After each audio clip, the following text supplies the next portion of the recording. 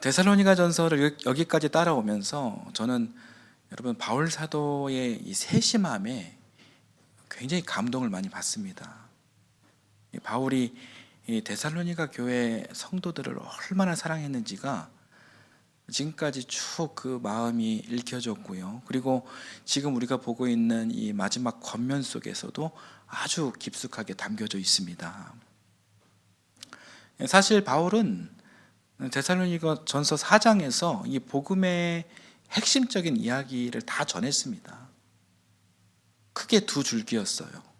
믿음과 사랑에 대한 그런 설교였습니다. 믿음은 내적인 확신인 것이고, 그리고 사랑은 그에 따른 외적 열매라는 것이었죠. 그러니까 1장부터 4장에 걸쳐 이 주제에 대해서 아주 충분하게 그렇게 이야기를 했습니다. 그래서 여기에서 4장에서 얼마든지 설교를 마칠 수가 있었습니다. 그런데 5장에 들어서면서 바울은 그냥 마무리하기가 내심 걱정되었던 것 같습니다. 5장은 복음의 핵심 내용이라기보다는 위로하고 격려하고 축복하는 이야기입니다. 이 이야기가 상당히 길게 펼쳐집니다. 여러분 왜 그랬을까요? 아마 이 현실적인 고난과 그리고 물리적인 핍박 가운데 서 있는 두려움에 가득한 데살로니가 교인들의 그 얼굴이 바울의 마음에 아른거리지 않았을까 이렇게 생각을 해봅니다. 그러면서 5장에서 이런 이야기를 했죠. 여러분은 어둠에 속한 사람이 아니라 빛의 자녀입니다. 이렇게 말하며 믿음의 정체성을 세워줍니다. 그리고 흔들리는 교우들을 향해 서로 격려하라고 세워주라고 그렇게 권면합니다. 그리고 지친 마음을 향해 항상 기뻐하고 쉬지 말고 기도하고 범사에 감사하라 이렇게 권면합니다. 또 성령을 소멸하지 말고 예언을 멸시하지 말라고 하며 신앙의 균형을 잡아줍니다. 그리고 모든 것을 분간하고 좋은 것, 곧 예수 그리스도의 사랑을 굳게 잡으라 이렇게 또 말하고 있습니다. 모두 여러분 지난 시간에 나눈 이야기들이죠. 여러분 이 데살로니가전서 5장은 단순한 명령들의 나열들이 아닙니다. 이 데살로니가 교회는 이 바울이 세운 교회 중 거의 첫 번째에 가까운 교회예요. 그러면 이 믿음의 경험, 경륜, 단단함 이런 것들이 아직 많이 부족한 상태라는 것이죠. 바울이 이 연약한 교회와 성도를 향해 마지막까지 이 마음을 쓰는 장면이 5장의 장면이에요. 믿음이 흔들릴까 봐 붙들어주고 사랑이 식을까 봐 다시 일으켜주고 소망이 흐려질까 봐 다시 복음의 빛을 비추어주는 목회자의 이 세심한 권면입니다. 그리고 이제 오늘 본문을 통해 바울은 사실상 이 마지막 권면을 전합니다. 평화의 하나님께서 친히 여러분을 완전히 거룩하게 해주시고 우리 주 예수 그리스도께서 오실 때에 여러분의 영과 혼과 몸을 흠이 없이 완전하게 지켜주시기를 빕니다. 이 바울 사도의 진정성 있는 마음을 우리가 생각하면서 오늘 말씀을 함께 나누도록 하겠습니다. 여러분 신앙은 어느 한 부분만 좋아지는 것이 아닙니다. 머리로만 아는 것도 아니고 마음만 뜨거워지는 것도 아니고 몸의 삶은 그대로 둔 채 영혼만 거룩해지는 것도 아닙니다. 하나님은 우리의 생각과 마음과 몸, 삶 전체를 다 붙드십니다. 우리의 보이는 삶과 보이지 않는 마음 그리고 하나님을 향한 믿음의 자리까지 우리의 전 존재를 평화롭게 하시고 거룩하게 하시는 분이 우리 하나님이십니다. 바울은 오늘 본문에서 이 하나님을 이렇게 부르고 있죠. 평화의 하나님. 굉장히 좋은 표현입니다. 바울은 유대인들이 그랬던 것처럼 하나님을 두려운 하나님이라고 부르지 않아요. 유대인들이 그랬던 것처럼 정죄의 하나님이라고 부르지 않아요. 완벽하지 못한 사람을 몰아붙이는 그런 하나님이라고 부르지 않습니다. 바울은 우리 하나님을 평화의 하나님 이렇게 부릅니다. 한번 따라서 해보실까요? 평화의 하나님. 그렇습니다. 여러분, 우리가 믿는 하나님은 평화의 하나님이십니다. 여기서 평화는 단지 전쟁이 없는 그런 상태만을 뜻하는 것이 아닙니다. 물론 평화는 싸움이 멈추고 또 불안이 멈추고 두려움이 물러가는 그런 상태를 뜻합니다. 그러나 성경이 말하는 평화는 그보다 훨씬 더 깊습니다. 슬라이드 보여주십시오. 이 성경이 말하는 평화는 여러분, 하나님 안에서 제자리를 찾는 것입니다. 깨어진 것이 회복되고 흩어진 것이 다시 조화를 이루고 상처 입은 삶이 하나님의 은혜 안에서 다시 숨을 쉬게 되는 것입니다. 여러분, 이것이 바로 근본적인 거예요. 마음은 하나님을 향하고 있는데 몸의 삶은 이 세상의 욕심을 따라간다면 여러분, 그것은 평화로운 삶이 아닙니다. 입술로는 믿음을 말하지만 마음속에는 정죄와 미움이 가득하다면 여러분, 그것도 평화로운 삶이라고 볼 수가 없는 거예요. 우리가 예배는 드리지만 일상의 삶에서 사랑과 감사와 기도가 없다면 그것도 하나님께서 원하시는 온전한 평화라고 볼 수가 없는 거예요. 평화의 하나님은 우리의 일부분만 고치시는 분이 아닙니다. 우리의 전 존재를 붙드시는 분이십니다. 우리의 영과 혼과 몸 전체를 하나님의 은혜 안에서 다시 조화롭게 세우시는 분입니다.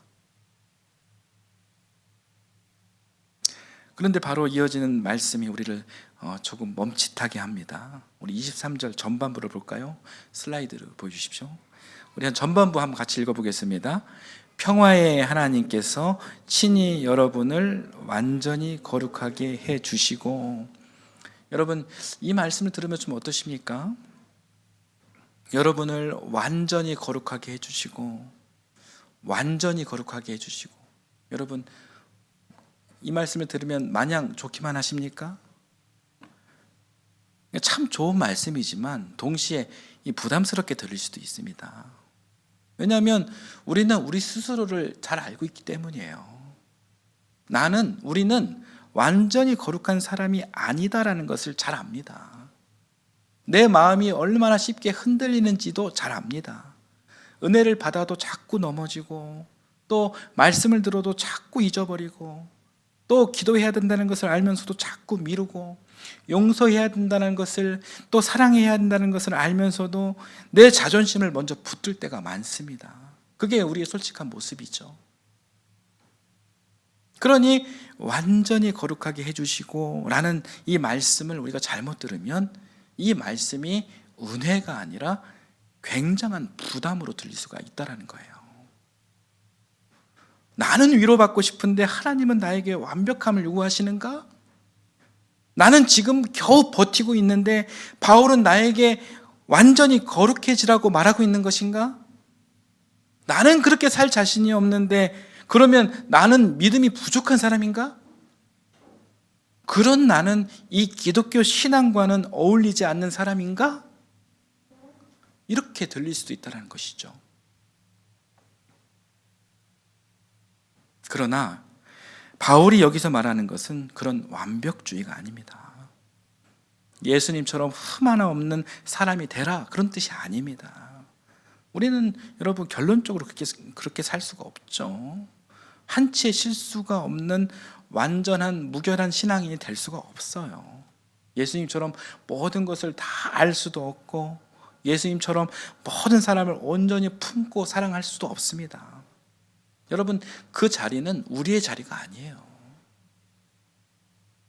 오히려 그 자리에 앉으려고 하는 순간 우리는 거룩해지는 것이 아니라 그때부터 교만해지는 것입니다. 성경은 우리에게 거룩하게 살라고 말씀합니다. 하나님을 닮아가라고 말씀합니다. 그러나 그것은 우리가 하나님 자리에 앉아서 다른 사람을 판단하고 평가하고 정죄하라는 뜻이 아닙니다. 하나님을 닮아 거룩하게 살아가는 것은 신앙의 길입니다. 그러나 하나님의 자리에 앉아 스스로 판단하고 평가하고 정죄하는 것은, 그것은 여러분 죄의 길입니다. 여러분, 신앙의 길과 죄의 길, 이 차이를 아시겠습니까? 우리는 이것을 분명히 구분해야 합니다. 슬라이드 보여주십시오. 오늘 바울이 말하는 거룩은 내가 완벽한 사람이 되었다고 주장하는 그런 거룩이 아니에요. 이 바울이 말하는 거룩은 하나님께서 내 삶 전체를 붙드시고 내 마음과 생각과 몸의 삶을 주님의 뜻 안에서 빚어 가신다고 믿는 거룩입니다. 그러므로 거룩은 여러분, 우리가 스스로 완성해내는 업적이 아니에요. 여러분, 이거 오해하면 안 됩니다. 거룩은 평화의 하나님께서 우리의 전 존재를 붙들어 가시는 은혜의 과정입니다. 바울은 이어서 이렇게 말합니다. 여러분, 23절 후반부를 함께 보겠습니다. 같이 읽겠습니다. 우리 주 예수 그리스도께서 오실 때에 여러분의 영과 혼과 몸을 흠이 없이 완전하게 지켜주시기를 빕니다. 여러분, 여기서 바울은 우리의 영과 혼과 몸을 말하고 있습니다. 헬라어로 푸뉴마, 그리고 푸시케, 소마, 이렇게 이야기합니다. 여러분, 이 표현은 신학적으로 굉장히 무거운 주제고 또 복잡한 해설이 있어요. 사실 제가 그 주제로 이 설교 원고를 썼다가 이게 너무 복잡해가지고 완전히 다시 준비했습니다. 이 시간에는 이 바울 사도의 의도를 생각하면서 아주 단순하게 설교하겠습니다. 슬라이드 보여주시겠습니까? 여러분의 영과 혼과 몸을 흠이 없이 완전하게 지켜주시기를 빕니다. 여러분, 누가 지켜주시기를 빈다는 말입니까? 하나님께서. 한마디로 하나님께서 우리의 전 존재를 지켜주시길 빈다라는 거예요. 하나님의 전인적 돌봄입니다. 그러니까 우리의 보이는 몸만이 아닙니다. 보이지 않는 우리의 생각과 마음만도 아닙니다. 하나님을 향한 믿음의 자리까지. 그래서 여러분, 영과 혼과 몸이라고 하는 것입니다. 우리의 모든 부분을 하나님께서 붙들어 주시기를 바울은 지금 기도하고 있는 거예요. 영과 혼과 몸. 여러분, 이 말은 여러분 우리의 전부예요.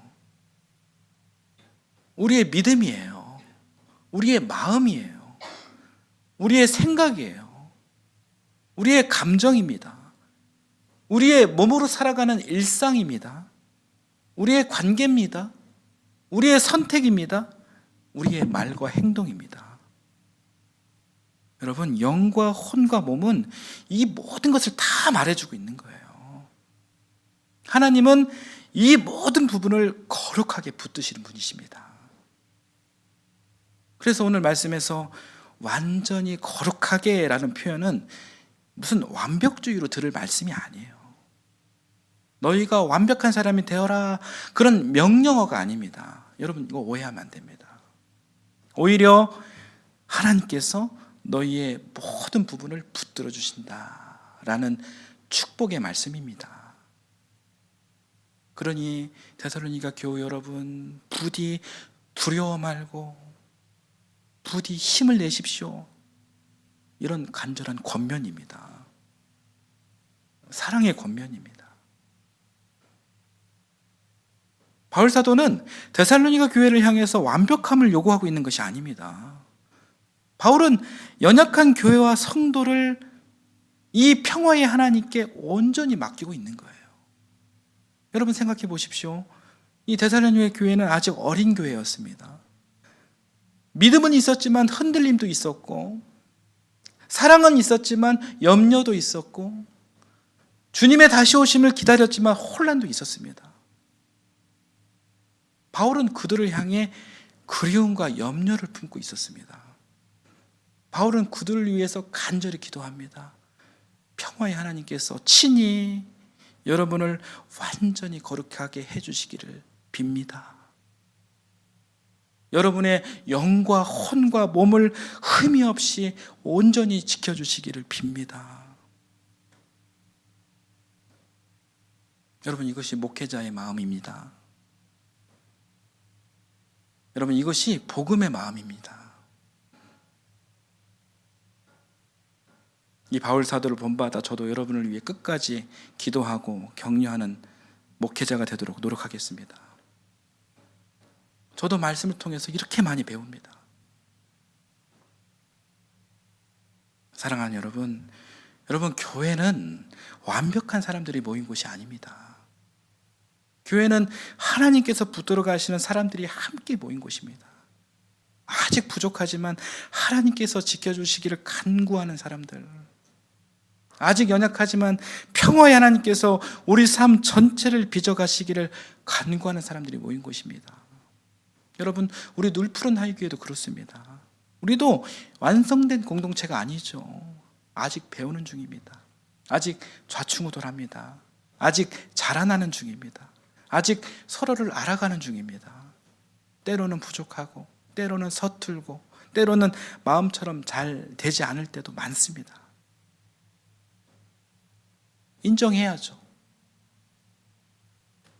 그러나 감사한 것은 여러분, 우리를 부르신 분이 하나님이시라는 거예요. 여러분 중에 혹시 제가 불러서 오신 분이 계십니까? 한 분도 안 계십니다. 모두 하나님께서 부르셔서 오신 분들입니다. 교회를 세우신 분도 하나님이시고, 우리 각 사람의 믿음을 붙드시는 분도 하나님이십니다.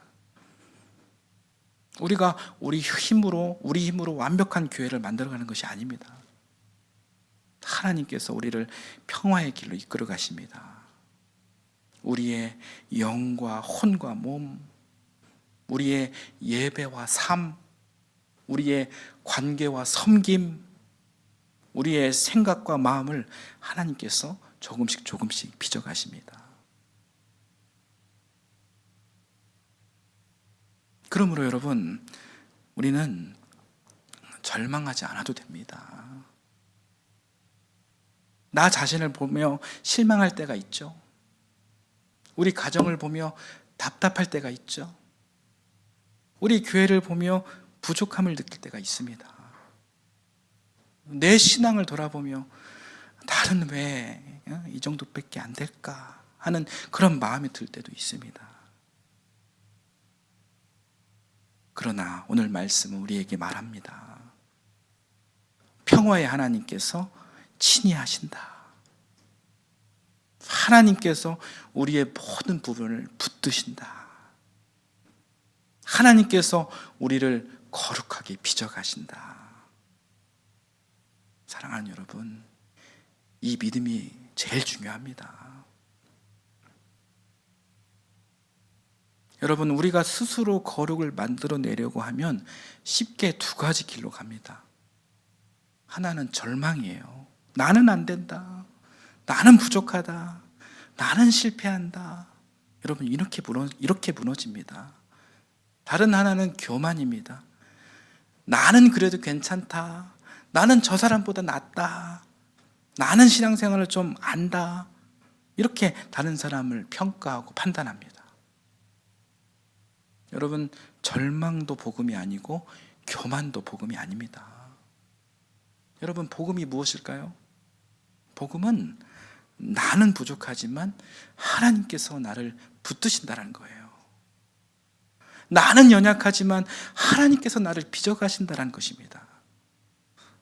나는 완벽하지 않지만 하나님께서 내 삶 전체를 포기하지 않으신다는 것입니다. 여러분, 이것이 복음이에요.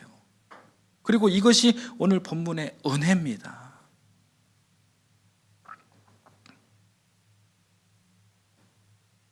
여러분, 그러면 우리는 앞으로 어떻게 살아야 할까요?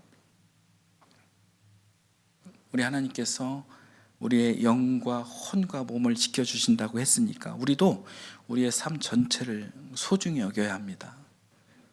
세 가지를 말씀드립니다. 슬라이드. 자, 첫 번째, 여러분, 우리의 몸을 귀하게 여겨야 합니다. 여러분, 우리 신앙은 우리의 몸을 무시하지 않습니다. 이 몸은 아무렇게 살아도 되고 마음만 하나님께 드리면 된다고 말하지 않습니다. 신앙은 그런 것이 아닙니다. 우리의 몸도 하나님께서 지으신 귀한 삶의 자리입니다. 여러분, 지금 우리가 몸으로 예배 드리고 있죠? 우리가 몸으로 섬깁니다. 그리고 몸으로 사랑합니다. 몸으로 누군가의 손을 잡고 몸으로 사람을 지켜줍니다. 몸으로 밥상을 차리고 몸으로 일터에서 수고하고 몸으로 아이들을 안아주고 또 몸으로 이 교회의 자리를 지켜냅니다. 그러므로 이 몸의 삶도 여러분 거룩해야 합니다. 내 몸을 함부로 대하면 안 됩니다. 지치고 병든 몸을 돌보는 일도 신앙의 아주 고귀한 일부분입니다. 또한 내 몸을 통해 누구를 해치거나 내 몸의 욕망이 내 삶을 지배하도록 내버려 두지 말아야 합니다. 하나님께서 우리의 몸도 지켜주시기를 우리가 그렇게 기도해야 합니다. 자, 두 번째. 자, 우리의 마음과 생각을 여러분 귀하게 여겨야 합니다. 자, 우리의 마음은 쉽게 흔들립니다. 작은 말 한마디에 상처받고 비교 속에 무너지고 걱정과 불안에 끌려갑니다. 마음과 같이 우리의 생각도 그렇습니다. 하나님을 바라보겠다고 하면서도 어느새 사람의 시선에 붙들리고 감사하겠다고 하면서도 어느새 원망을 붙들고 또 사랑하겠다고 하면서도 어느새 우리 판단이 앞설 때가 있습니다. 그래서 여러분, 우리의 생각과 마음도 하나님께서 지켜주셔야 합니다. 평화의 하나님께서 여러분 우리의 마음을 지켜주셔야 합니다. 정죄와 비교와 불안에 흔들리는 그런 마음을 주님의 평강으로 붙들어 주셔야 합니다. 사람의 시선에 끌려가는 이 생각을 하나님의 시선으로 새롭게 해주셔야 합니다. 자, 세 번째, 하나님을 향한 우리의 믿음의 자리를 귀하게 여겨야 합니다. 여러분, 이 파트는 우리 교회 20대, 30대 젊은 교우들께서 특히 잘 기억해 주시길 바랍니다. 여러분, 우리는 눈에 보이는 것만으로 사는 사람들이 아닙니다. 우리는 그렇게 지음받은 존재입니다. 우리는 하나님을 믿고 하나님을 바라보고 하나님과 동행하면서 사는 사람들입니다. 여러분, 이게 무슨 말이냐면 우리는 단순한 육적인 존재가 아니라 우리는 영적인 존재라는 거예요. 하나님의 호흡과 하나님의 숨이 들어가 있는 영적인 존재라는 거예요. 그래서 우리 안에는 기본적으로 하나님을 향한 갈망이 있어요. 겉으로는 없는 것처럼 보일 수도 있습니다. 평소에는 하나님 없이도 잘 살아갈 수 있을 것처럼 느낄 수 있습니다. 그러나 삶의 위기의 순간이 찾아오면 사람은 자기도 모르게 하나님을 찾습니다. 왜 그럴까요? 우리가 기본적으로 인정하든 인정하지 않든 우리는 기본적으로 영적인 존재이기 때문이에요. 우리는 신앙인이에요. 우리 안에는 하나님을 알고 싶어하는 마음이 있습니다. 더 나아가 하나님을 닮고 싶어하는 마음이 있습니다. 여러분, 우리에게는 이 믿음의 자리가 살아 있어야 합니다. 예배가 살아 있어야 합니다. 기도가 살아 있어야 합니다. 말씀 앞에 서는 마음이 살아 있어야 합니다. 하나님을 향한 갈망이 꺼지지 않아야 합니다. 여러분, 이것이 우리 영혼입니다. 영혼을 죽음 이후의 문제로만 생각하면 안 됩니다. 오늘 본문에서 바울은 지금 우리의 삶 속에서, 우리의 현실 속에서 이 치열하게 살아가는 이 삶의 현장 속에서 하나님 앞에 살아있는 전 존재를 말하고 있는 거예요. 바울은 영적인 능력을 가지고 이 살기 힘든, 살기 싫은 이 순간을 이겨내라고, 항상 기뻐하라고, 쉬지 말고 기도하라고, 범사에 감사하라고 하면서 이 영적인 능력을 가지고 지금 이 순간을, 이 현실을 이겨내라고, 부디 이겨내라고 권면하고 있는 거예요. 여러분, 영혼은 하나님 앞에서 살아있는 나입니다. 영혼은 하나님을 향해 열려있는 나예요. 영혼은 하나님을 알고 싶어하고 또 하나님을 닮고 싶어하는 그 깊은 믿음의 자리입니다. 그것이 하나님 앞에 살아있는 우리의 영혼입니다. 그러므로 내 영혼이 평온하다라는 말은 단지 마음이 편하다라는 그런 뜻이 아닙니다. 하나님을 향한 나의 깊은 자리가, 나의 근본적이고 이 본질적인 이 자리가 주님의 평안에 있다라는 뜻입니다. 내 영혼이 평안하다라는 말은 내 마음과 생각과 몸의 삶이 하나님 안에서 제자리를 찾아가고 있다는 뜻입니다. 하나님은 우리의 영혼을 지키시는 분이십니다. 하나님은 우리의 마음을 지키시는 분이십니다. 하나님은 우리의 몸의 삶까지 붙드시는 분이십니다. 하나님은 우리의 전 존재를 거룩하게 빚어가시는 분이십니다. 여러분, 오늘 본문에서 가장 중요한 말씀은 24절입니다. 우리 한번 읽어볼까요? 여러분을 부르시는 분은 신실하시니 이 일을 또한 이루실 것입니다. 아멘. 여러분, 이 말씀이 곧 복음이에요. 사랑하는 여러분, 평화의 하나님께 여러분의 전 존재를 맡기십시오. 여러분의 몸도, 마음도, 생각도, 믿음도, 관계도, 일상도 모두 하나님께 맡기십시오. 하나님께서 우리의 영과 혼과 몸을 지켜주실 것입니다. 하나님께서 우리의 전 존재를 거룩하게 빚어주실 것입니다. 여러분을 부르시는 분은 신실하신 하나님이십니다. 그분께서 이 일을 또한 반드시 이루실 것입니다. 이 믿음으로 우리의 영과 혼과 몸 전체가 하나님 안에서 평화를 누리며 하나님을 닮은 영혼으로 살아가는 우리 모두가 되기를 예수님의 이름으로 축원합니다. 아멘.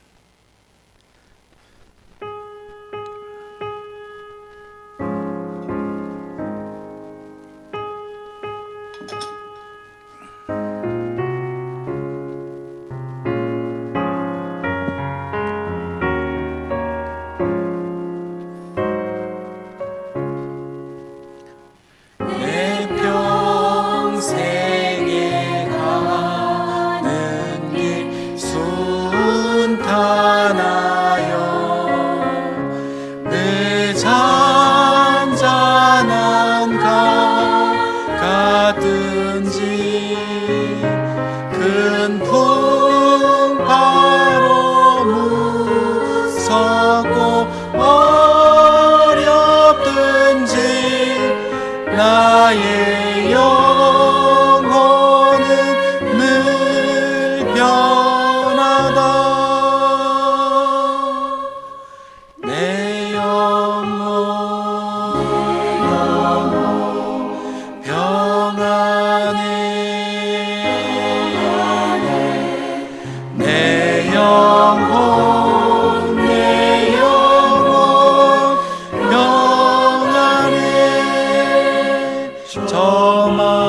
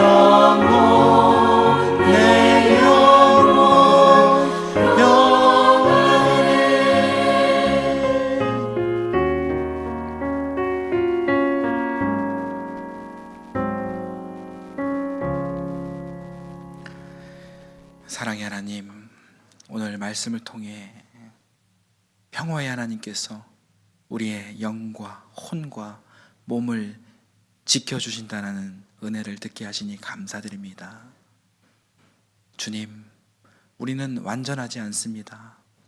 쉽게 흔들리고 자주 넘어지고 믿음도 사랑도 부족할 때가 많습니다. 그러나 우리를 부르신 하나님께서 신실하시며 이 일을 또한 이루실 줄 굳게 믿습니다. 우리의 몸과 마음과 생각과 믿음의 자리까지 주여 붙들어 주시옵소서. 우리의 삶 전체가 하나님 안에서 제자리를 찾게 하시고 주님의 평화 안에서 거룩하게 빚어지게 하옵소서. 우리 늘푸른 하이교회도 완벽한 공동체가 아니라 하나님께서 빚어가시는 공동체임을 믿습니다. 서로를 판단하기보다 격려하게 하시고 절망하거나 교만하지 않고 내 영혼을 지키시는 하나님을 신뢰하며 살아가게 하옵소서. 이 시간 주님의 은혜를 기억하며 귀한 예물을 바칩니다. 11조와 감사의 예물, 주정 헌금과 선교 헌금, 그리고 여러 모양의 예물을 믿음으로 드리는 모든 손길을 주여 축복하여 주시옵소서. 우리의 물질이 하나님 나라를 위해 귀하게 쓰임받게 하시고 또 드리는 손길마다 감사와 기쁨과 축복이 넘쳐나게 하옵소서. 감사드리며 우리 주 예수 그리스도의 이름으로 기도드립니다. 아멘.